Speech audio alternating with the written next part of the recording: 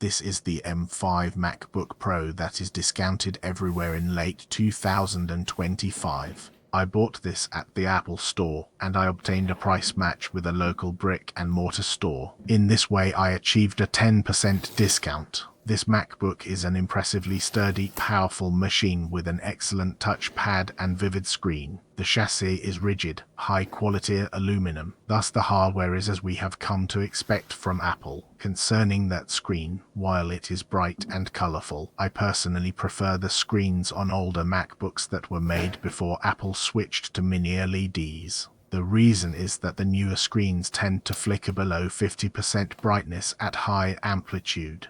This flickering is called PWM or pulse width modulation. For most people it is imperceptible, but it can cause eye strain with prolonged use. Macs are generally considered quite reliable, and if there is an issue, a visit to the Apple Store is very convenient. Despite Macs being high quality, the M5 MacBook Pro appears to have a problem that also plagued the M4 Macs, which is that some devices when attached to the USB-C ports can spontaneously and improperly eject while still plugged in. If the device is flash storage, this can lead to data loss. This affects Lexar thumb drives in my experience. When it came to the M4 laptops, some people reported USB keyboards spontaneously disconnecting as well. This spontaneous disconnection issue appears to be due to the Mac operating system software. Looking past software issues, it should be recognized that the M5 processor is a remarkable achievement by Apple's hardware department that puts them ahead of the competition once again. While the M5 MacBook Pro is a formidable computer and far better than most Windows PCs,